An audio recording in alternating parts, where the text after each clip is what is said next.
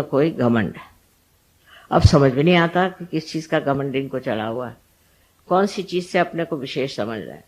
ये सारी चीजें तुच्छ, इसका कोई अर्थ ही नहीं है, सहज में इसका कोई अर्थ नहीं। और इसलिए ऐसी चीजों में विश्वास कर लेना कि हम कोई विशेष हैं, तो आप शेष ही रह जाते, विशेष नहीं रह जाते, शेष रह जाते। मतलब यह है कि अपने बारे में कोई सी भी ऐसी कल्पना कर लेना कि हम बड़े रईस हैं या हम बड़े ये हैं। अब तो गरीबों को भी घमंड हो गया, दलितों को भी घमंड हो गया, कुछ समझ नहीं आता, जो भी हो वो हम हैं। इस तरह से लोग बातें करते। आप स्वयं साक्षात क्या है? एक ईश्वर भक्त, परमात्मा को मानने वाले सजोगी। आपको इस तरह से अपने बारे में सोच लेना, आनंद से परे होना है। क्योंकि शिव शक्ति जो है वो आनंद विभोर मनुष्य को करती। मनुष्य आनंद में मस्त होने के लिए शिव की भक्ति करता है। पर मैं देखती हूँ कि अधिकतर शिव भक्त जो होते हैं बड़े सड़ियल लोग होते हैं, उनसे कोई बात भी नहीं कर सकता। फायदा क्या? शिव की भक्ति करते हो जो नटराज साक्षात सारे कला का प्रादुर्भाव करने वाले, जो अत्यंत आनंदी और आनंद के स्वरूप हैं, उनके आगे ये शिव भक्त, इनको शिव भक्त कैसा कहा जाए? गले में इतना बड़ा बड़ा लिंग लटकाते हैं, इससे हार्ट अटैक आता है। उसकी क्या जरूरत है? आप स्वयं साक्षात लिंग स्वरूप होइए। वो न होते हुए वो जो कार्य करते हैं कि हम शिव भक्त हैं, लगे लड़ने शिव भक्ति करके, और उसके अलग अलग मार्क्स हैं। अगर शिव भक्त होगा तो ऐसे ऐसे लगाएगा, और अगर विष्णु भक्त होगा वो ऐसे लगाएगा। अरे भाई, इसका क्या अर्थ है? ऐसे लगाने का अर्थ है तो ऊर्ध्वगामी है। ठीक है, आप ऊपर चढ़ रहे हैं ऊर्ध्वगामी, और पहुंच करके आप शांत। दोनों ही लगाना चाहिए, और नहीं तो लगाओ ही मत। इसका कोई अर्थ होना चाहिए कि जिस चीज को प्राप्त करने जा रहे हैं उसका ये सोपान मार्ग है, इस रास्ते से आप गुजर रहे हैं। इसमें एक एक गंदी चीजों को छोड़ते जाना है। दूसरों को भला बुरा कहने से पहले अपने को भला बुरा कहना सीखिए। मैं ऐसी हूं, मैं वैसी हूं, अपने को कहें। जब आप अपने को कहना शुरू करेंगे तो आप देखिए ये सारे भूत भाग जाएंगे। क्योंकि ये सारे भूत हमने इकट्ठे किए हैं खुद ही सोच सोच के, अपने आज्ञा से, अपनी आज्ञा भरते गए, उससे भूत इकट्ठे होते गए, दिमागी जमा खर्च हो गया, और आदमी बहुत क्लेशदायी, दुखदायी हो जाता है। और वो दुखदायी उसको भी दुखदायी करता है। आप किसी को दुख देकर सुख नहीं पा सकते। उसका जरूर असर आना चाहिए, चाहे आप पत्थर हो, पर उसका असर आता है। और उसका असर यही आता है कि आदमी बड़ा दुखी हो जाता है। ये तो एक माँ की बात है कि वो आपके सुख की बात करे। आपको जिससे सुख मिले, जिससे आपको संतोष मिले, जिससे आपको शांति मिले, जिससे आपको प्यार मिले, और दुनिया में एक आप सज्जन इंसान हो जाए। ये एक तो माँ का तरीका है, पर शिव का ये तरीका है ना। शिव एक हद तक चलते हैं, नहीं तो ऐसा तड़ाकते हैं कि मैं घबराती रहती हूँ कि अब ये आदमी किधर जा रहा है, अब इसका होगा क्या, ये कहाँ पहुंचेंगे, इसको क्या कर रहे हैं। उनको ये नहीं, उनके अंदर ये नहीं है कि चलो भाई इनको ये बहुत खराब है, बुरे हैं, तो माफ कर दें। हाँ, माफ करने योग्य हो तो माफ करते हैं, और जो उनकी बहुत तपस्या करता है उनको भी वो वरदान देते हैं। पर जो आदमी मूलतः बेसिकली जो ठीक नहीं होना चाहता, उसको वो ठीक कर देते। ये बात सही। इसलिए उनसे डरना भी चाहिए। उनको भयंकर भी इसीलिए कहते हैं कि जब बिगड़ते हैं तो वो किसी को भी नहीं छोड़ते। पर उनका सबसे ज्यादा जो बिगड़ना है वो तब होता है जब अंत का, कहते हैं ना कि रात्रि ऐसी आएगी कि सब नष्ट हो जाएगा। उस टाइम में वो अपने क्रोध से सब चीज नष्ट कर दे। ये समय तब आता है क्योंकि मैंने आपसे कहा था कि ये आखिरी निर्णय है, लास्ट जजमेंट है। इसमें आप कौन से रास्ते पे जाते हैं, कहाँ जाते हैं, क्या करते हैं, ये सब पूर्णतया आपके अंदर लिखा जाता है, आपका जैसे कच्चा चिट्ठा बन जाता, और उसी के अनुसार आप चाहे स्वर्ग में जाएं और चाहे आप नरक में जाएं। नरक में भेजने वाले तो शिव जी हैं, मैं नहीं, मुझे कोई मतलब नहीं नरक से, लेकिन शिव जी को है, वो खींच के आपकी टांग आपको नरक में डाल देंगे। फिर आप ये ना कहें कि मैं तो माँ का बड़ा वर्शिपर हूँ और मैं माँ को मानता हूँ, तो मुझे क्यों ये ऐसा हो गया। इसका कारण मैं नहीं हूँ। जिसने एक बार मुझे माँ कह दिया उसके लिए मैं कभी कुछ बुरा नहीं सोचती, पर शिव जी की मर्यादाएं अगर मैं हूं तो मेरी मर्यादाएं भी वो। बट इस मामले में सबका दोनों का स्वभाव बिल्कुल विपरीत होने के कारण आपको बहुत समझ करके रहना। और ईसा मसीह में भी जो 11 रुद्र हैं वो भी यही है। रुद्र की जो भावना है वो भी शिव जी के ही स्वरूप है, और इसलिए बहुत संभल के आपको रहना चाहिए।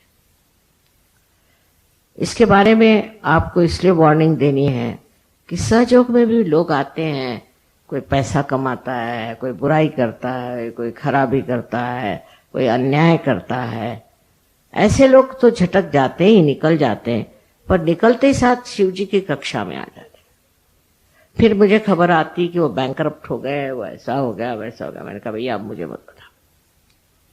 जब वो खुद ही छोड़ के भागे अपने संरक्षण से, तो उसे कौन बचा सकता। इसलिए आपको चाहिए कि आप अपना संरक्षण शिव में खोजें। माँ में तो है ही संरक्षण, लेकिन शिव में खोजना चाहिए। उसके लिए ये जो मैंने अभी आपको बताया है कि 5 चीजें, इन 5 तत्वों में जो सूक्ष्म चीज है उसको प्राप्त करना, और उसको प्राप्त करने के लिए आपको ध्यान करना जरूरी है। जो लोग ध्यान करते हैं वो अलग ही दिखाई देते, और जो लोग ध्यान नहीं करते वो अलग दिखाई देते, इसमें कोई शक नहीं। अब जो लोग ध्यान करते हैं पर ध्यान में मन नहीं, ध्यान में प्रवृत्ति नहीं, ध्यान की समझ नहीं, ध्यान में सूझबूझ नहीं, और उसके प्रति एक आलस्य हो, तो भी वो ध्यान फलीभूत नहीं होता, उससे कोई फायदा नहीं होता। ऐसा ध्यान हो कि जिससे अंग अंग आपका जो है वो खुश हो जाए, जिससे आनंद की वर्षा हो। शिव जी का पहला और महत्वपूर्ण जो हिसाब किताब है वो यह है कि वो आपको आनंदित करते हैं, पुलकित करते हैं। उनके नामस्मरण से ही मनुष्य को आनंद मिलना चाहिए, पर उसके अपोजिट होता है, उसके विरोध में ही लोग रहते हैं। जो होना चाहिए वो नहीं होता। ये मुझे बड़ा आश्चर्य होता है कि जिनको हम शिव के भक्त समझते हैं वो इस कदर सूखे रूखे कैसे हो सकते, हो ही नहीं सकते। इसमें एक कारण और भी कि जो बहुत ज्यादा कार्य में रत रहते हैं, बहुत ज्यादा, वो राइट साइडेड हो जाते हैं। जब वो राइट साइडेड बहुत हो जाते हैं तो शिव से वंचित हो जाते हैं, शिव से हट जाते हैं, और शिव फिर अपना असर दिखाते हैं। अब आपको पता है कि शिव जी की बहन सरस्वती है।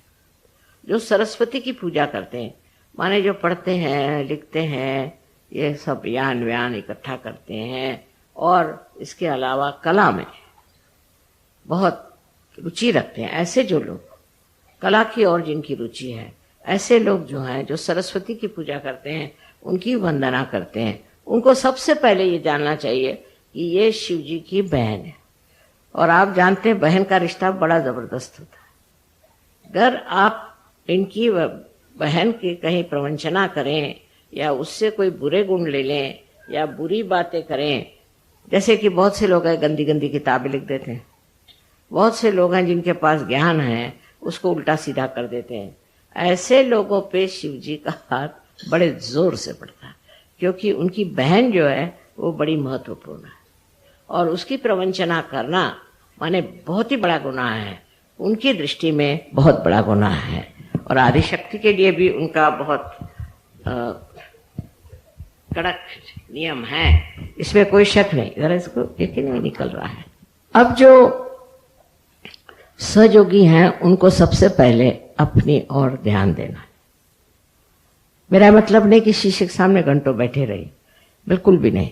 शीशे के सामने बहुत बैठना भी एक बीमारी मानी जाती है, पर यह है कि आप अपनी तरफ नजर करें और अपनी तरफ नजर करके देखें कि मेरे अंदर कौन सी खराब, मैं कौन से गलत काम करती। अपने भारतीय संस्कृति में जो कुछ बताया गया है सीधा रास्ता उसे लेना है। आजकल नया जमाना आ गया है तो लोग सोचते हैं जैसे भी रहो ठीक है, ऐसी बात नहीं। हिंदुस्तान में रहते हुए आपको भारतीय संस्कृति के अनुसार पूर्णतया रहना है। आपका सारा जीवन का क्रम भी भारतीय संस्कृति से जुटा रहे, क्योंकि भारतीय संस्कृति में शिव तत्व का बड़ा महत्व है। सबसे ज्यादा जो है शिव तत्व का, और शिव तत्व ने ही हमारी मर्यादाएं बनाई कि इस मर्यादा को आपने लांघा कि आप गए।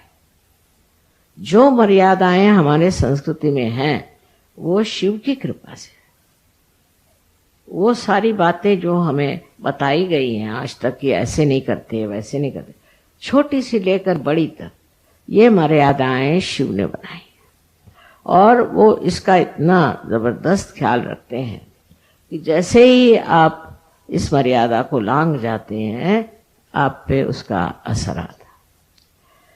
अब शिव तत्व में इतनी गलत धारणा भी लोगों ने बना ली। जैसे बहुत से सोचते हैं कि भंग पीने से आप शिव तत्व के हो जाते हैं।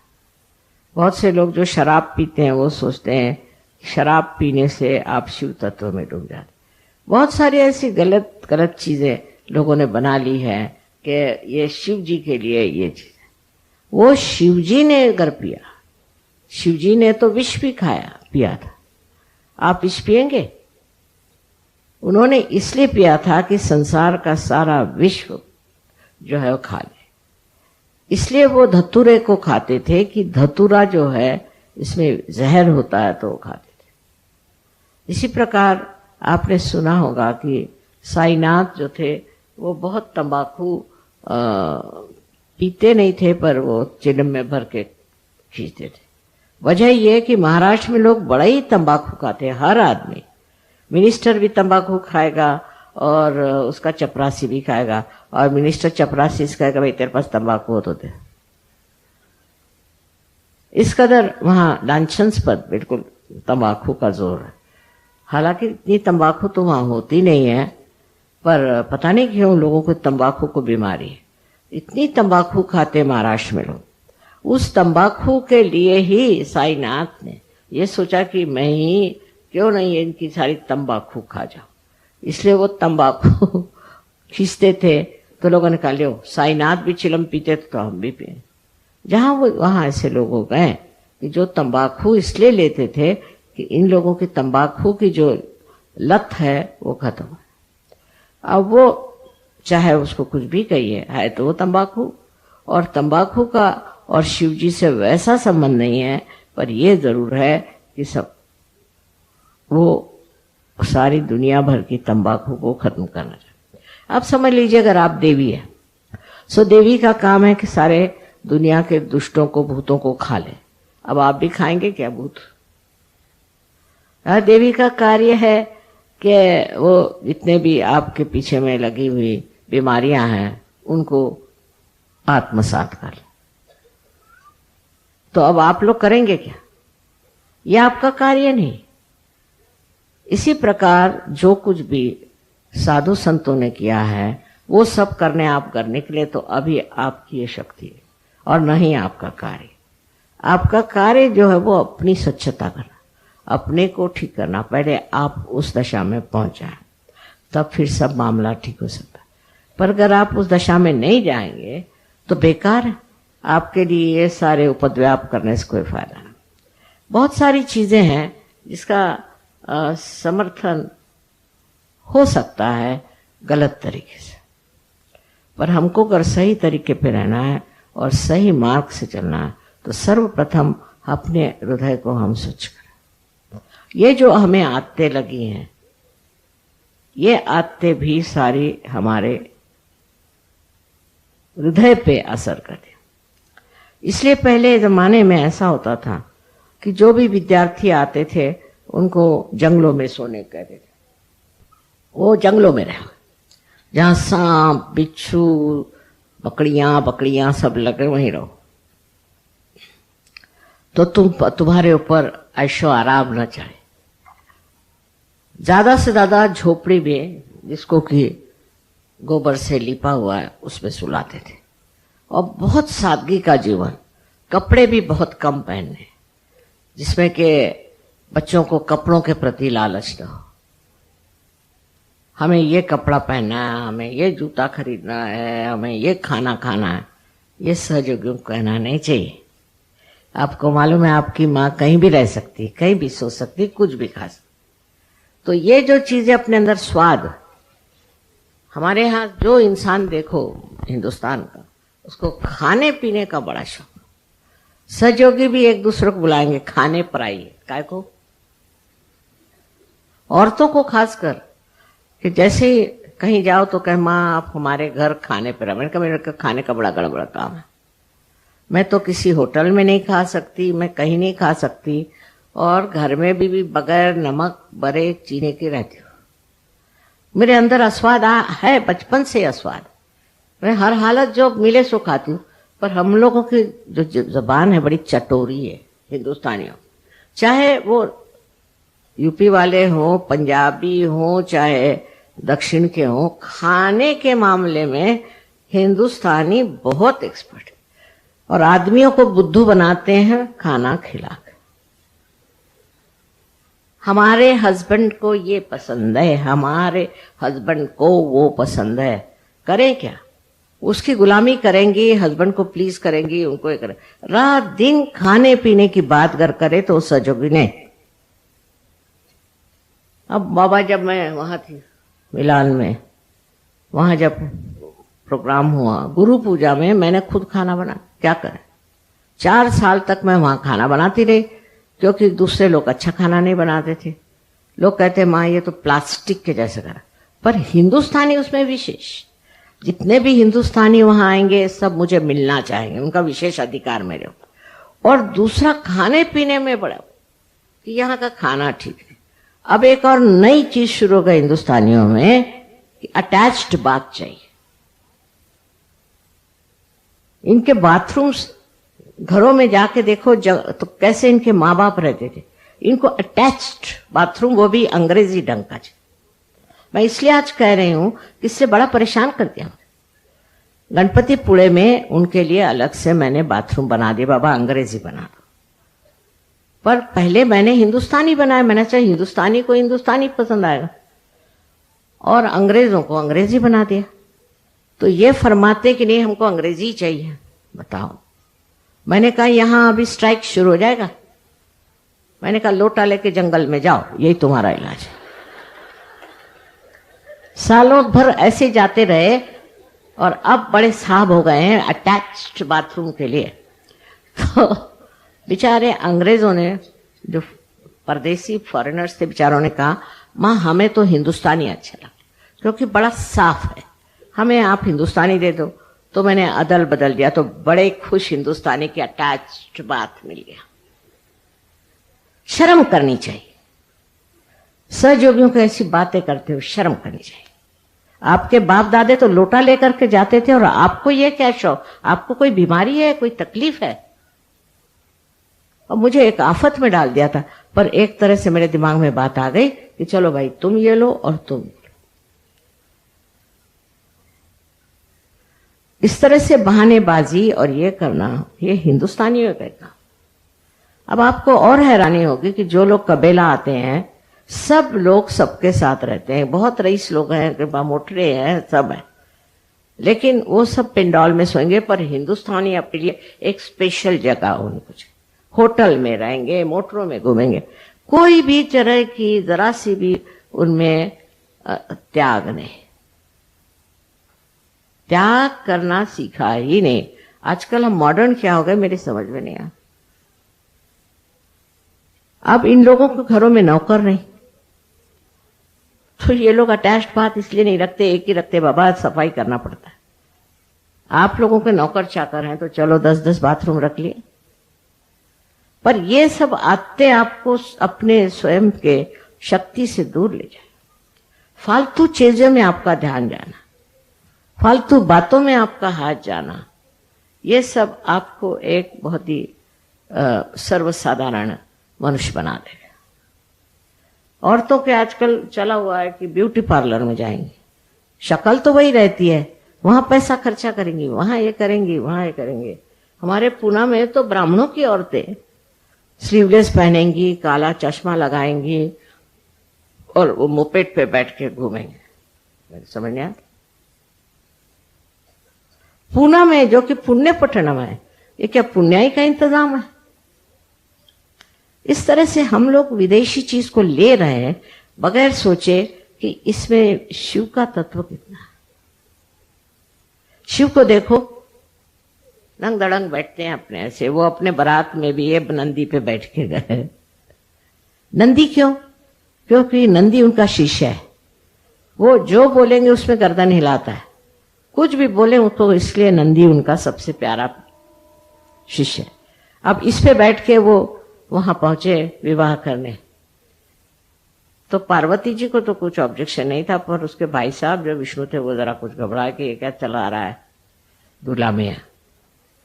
मेरा मतलब नहीं कि ऐसे दूल्हे आप बन के जाइए, ये मतलब नहीं, पर तो भी उसमें भी ताम झाम दुनिया भर की चीजें करा करके और खर्चे में डालने से फायदा। समझदारी, समझदारी आपका अलंकार। हर चीज को मान्य कर लेना, हाँ ठीक है, जो भी है ठीक है। खाना ठीक है, अब वो किसी के यहां खाना खाना जाएंगे और उसकी बुराई करते रहे, मुंह पे नहीं करे घर पे आके करेंगे, वह क्या खाना बनाया था। किसी के अच्छा खाना बनाओ तो बीवी कहेंगे वैसे तुम बनाओ। भाई सारी इसको जिह्वा लवलुप्य संस्कृत में कहते हैं, हिंदुस्तान में बहुत ज्यादा, हद से ज्यादा है, और इसको कुछ कम करना चाहिए। ये लोग आपका खाना खाते हैं, मैंने कभी नहीं सुना किसी ने शिकायत करी। हालांकि इन लोग का अंग्रेजी खाना तो कोई खा नहीं सकता, आप लोग भी, लेकिन इस तरह से अपने ऊपर ये जो लेपन करा रखा है, इससे आनंद में आप विभोर नहीं हो सकते।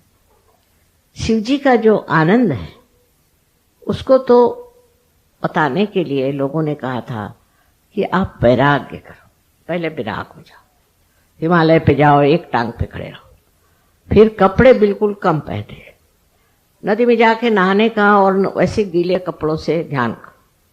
सारे कष्ट शरीर को देते थे, और गुरु लोग अब भी मारते पीटते हैं, बहुत सताते हैं, ऐसे थोड़ी बैठे बिठाए पार करा दे, ना, काफी आफत कराते हैं और तब उसके बाद लोग पार होते हैं। पर उनका जो पार होना है वो जम जाता है, स्थिति है। और आप लोगों को ऐसे ही प्यार करा दिया, अब वो बाकी के पीछे की चीजें तो चल ही रही सर, वो आफत तो चल ही रही है, अब उसको क्या करें? तो उसको ही छांटना है। इन सब चीजों को जो हमने जोड़ लिया है, इसको छांटना है, खत्म करना है। और उसको उपद्रव करने की जरूरत नहीं, कि कोई वैराग्य लेने की जरूरत नहीं, घर द्वार छोड़ने की जरूरत नहीं, किसी भी तरह का द्राविड़ी प्राणायाम कहते हो करने की जरूरत नहीं। पर एक चीज जरूर है, एक चीज जरूर है कि अपना ये कम करना चाहिए, कम करते जाना, धीरे धीरे कम कर। अस्वाद अंदर आना चाहिए, बहुत जरूरी। अस्वाद एक बड़ी भारी चीज है।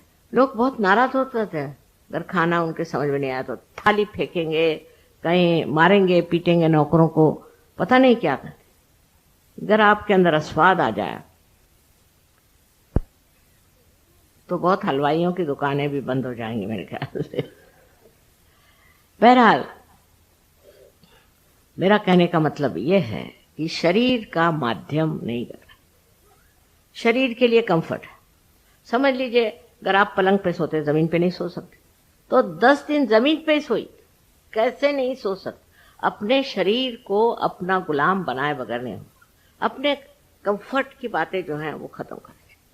बहुत से लोग हैं वो बस से नहीं चल सकते, क्योंकि वो मोटर से जा सकते, फिर इसकी मोटर मांग, उसकी मोटर मांग, इसमें बैठ, उसमें बैठ, पर कोई भी ये नहीं सोचेगा चलो आज बस से चल के देख क्या होता है।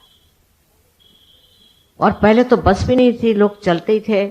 हम जब स्कूल में पढ़ते थे 5 मील रोज सवेरे चल के जाते थे। हमारे घर में मोटरें थी, सब कुछ, ये माँ बाप की हमारे, पर हम खुद बहुत शौकीन थे। पैदल चलो, और जूते नहीं पहनते थे, चप्पल नहीं, हाथ में लेके जाना, क्योंकि वाइब्रेशंस की वजह से अच्छा था जमीन पे चलना। आप लोग भी थोड़ा सा जूतों के बगैर, चप्पल के बगैर चलना सीखें, बहुत जरूरी है, उससे बड़ा फायदा हो।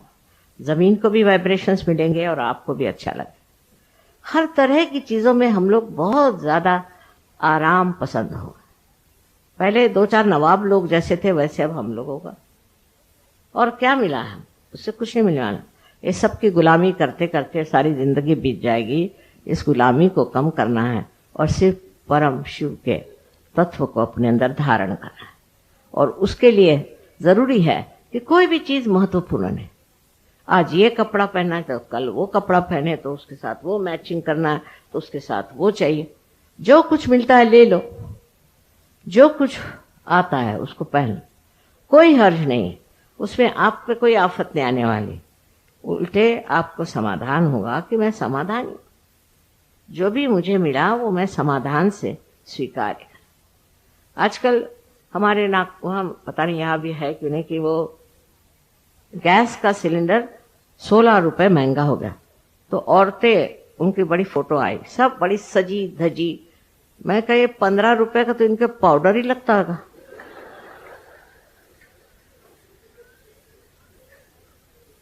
ये लोग कहे कि वो जा रहे हैं कि हम जा रहे हैं अब स्ट्राइक पे, काहे के लिए, क्योंकि 15 रुपए बढ़ गए। और तनख्वाहें आपकी इतनी बढ़ गई वो किसी को नहीं दिखाई।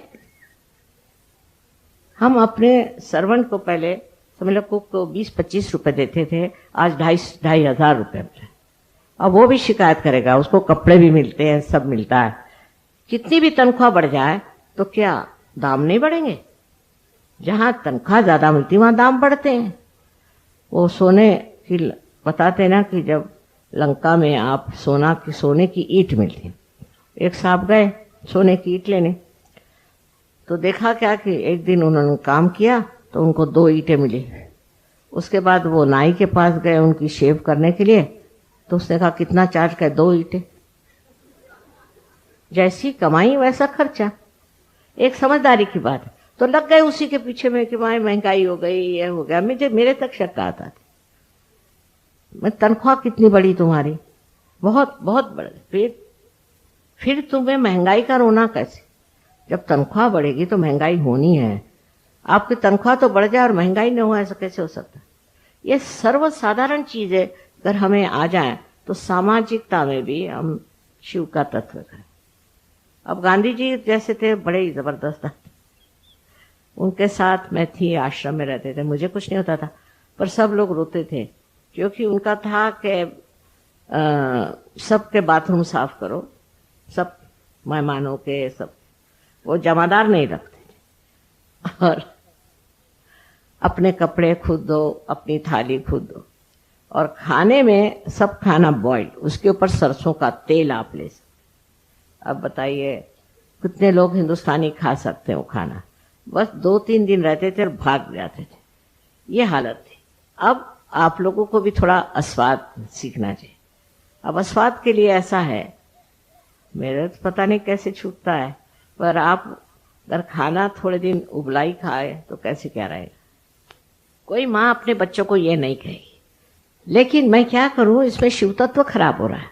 सब लोग अगर खाने पीने में लगे रहें तो आपका शिव तत्व गायब हो जाएगा, तो सारी मेहनत ही बेकार जाएगी। इसलिए खाने पीने में बहुत ज्यादा रत रहना कोई अच्छी बात नहीं। पहले जमाने में लोग 1 आध दिन उपवास भी करते थे, कुछ न कुछ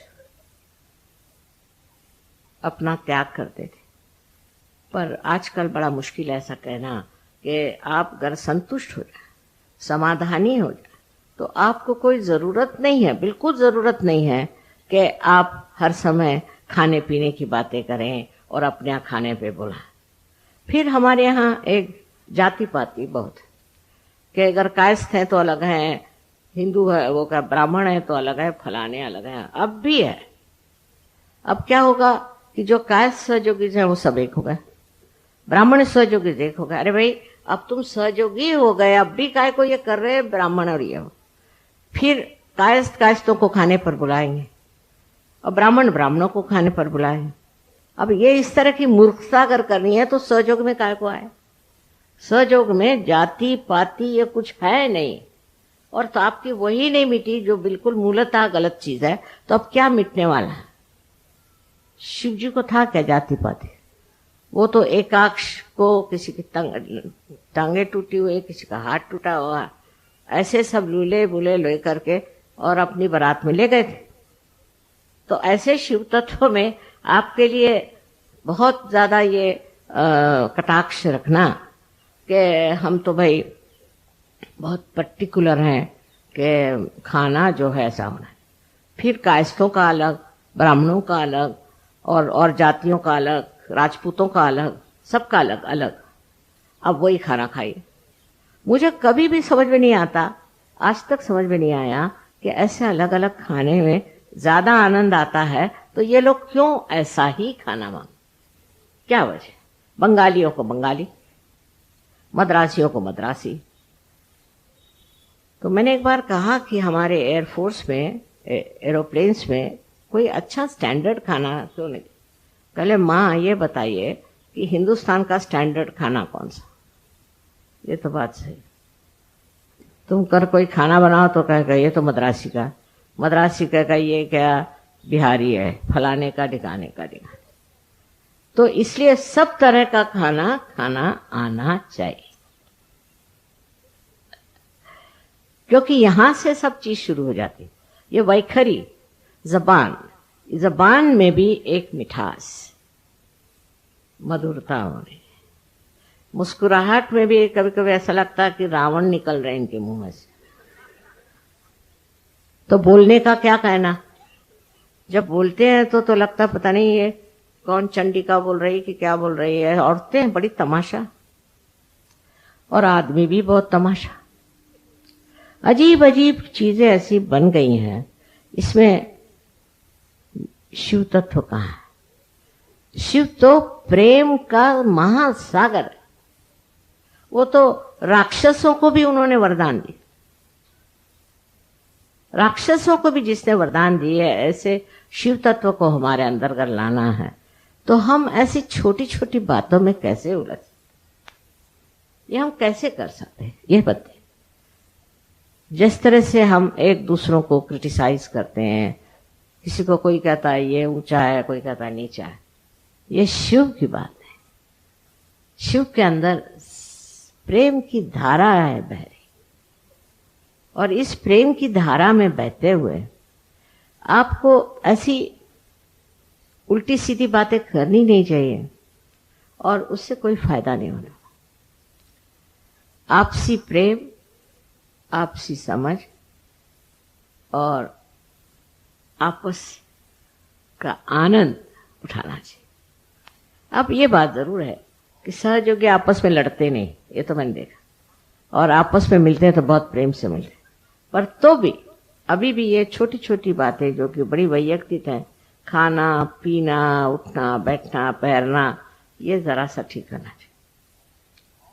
ये अगर ठीक कर लें तो बड़ा अच्छा होगा। आपका चित्त जो है वो हृदय के तरफ जाएगा और इन सब चीजों में नहीं रहेगा, इन सब चीजों में नहीं रहेगा। परदेश में ये बीमारी ज्यादा है इसकी कि वहाँ एक से एक निकले हुए हैं, वो बनाते हैं अलग अलग तरह की चीजें, और जिसने वो चीजें पहन ली वो बड़ा भारी अपने को सोचता है बड़ा रईस।